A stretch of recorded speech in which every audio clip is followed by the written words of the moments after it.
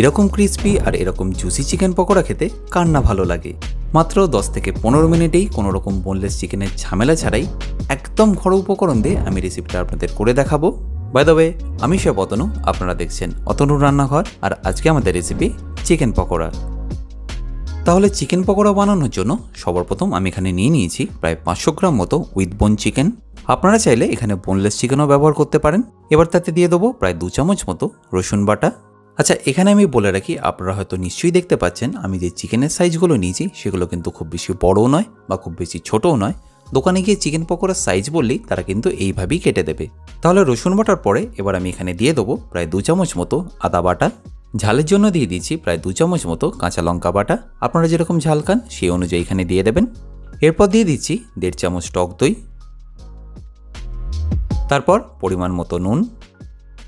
এবার রঙের জন্য দিয়ে দেবো কাশ্মীরি লঙ্কার গুঁড়ো আর হলুদ গুঁড়ো। আর এর পরের দুটো উপকরণ কিন্তু আপনারা নিশ্চয়ই দেবেন। প্রথমটা হচ্ছে একটু ক্রাস্ট করে নেওয়া বা ভেঙে নেওয়া গোটা ধনে, আর দ্বিতীয়ত হচ্ছে একটু আজওয়াইন।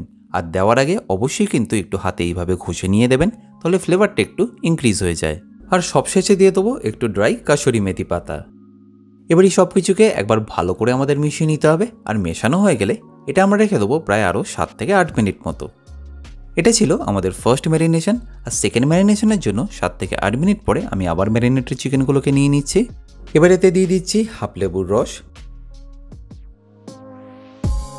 আর বাইন্ডিংয়ের জন্য দিয়ে দেবো 1 চা চামচ কর্নফ্লাওয়ার আর 2 চা চামচ বেসন।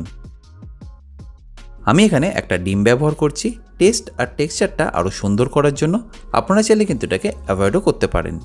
এবারে সব কিছুকে একদম ফাইনালি একবার ভালো করে মিশিয়ে নেবো।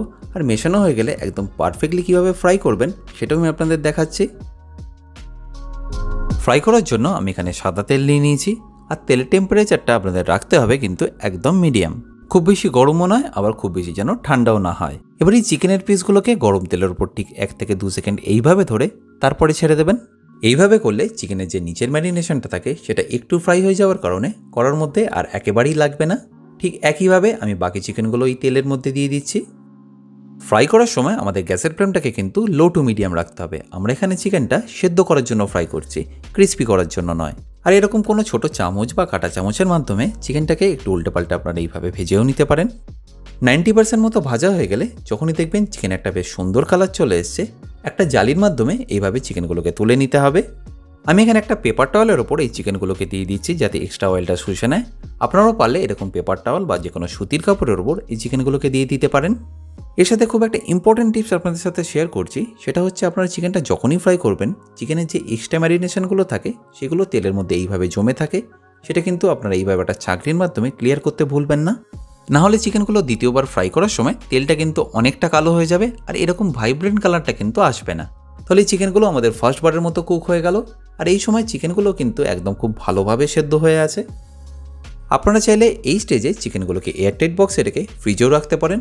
সেই দিন বা পরের দিন চিকেনগুলোকে আবার তেলে ফ্রাই করলেই কিন্তু একদম গরম গরম পকোড়া রেডি হয়ে যাবে।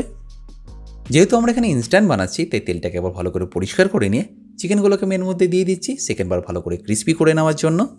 আচ্ছা, এখানে আরও একটা ছোট্ট টিপস, আপনারা যখন এই সেকেন্ডবার ফ্রাই করার জন্য চিকেনগুলো তেলে দেবেন সেই সময় তেলের টেম্পারেচারটা যেন একদম মিডিয়াম থাকে, কোনোভাবেই যেন হাই না থাকে। আর একবার সব কটা চিকেন দেওয়া হয়ে গেলে তারপরেই গ্যাসের ফ্লেমটাকে হাই করবেন, তাহলে চিকেনগুলো খুব গ্র্যাজুয়ালি গরম হবে। 1 থেকে 1.5 মিনিট একটু হাই ফ্লেমে ভেজে নেওয়ার পরেই দেখবেন বাইরে থেকে ক্রিস্পি হওয়ার সাথে সাথে ভেতরটাও কিন্তু খুব জুসি হবে।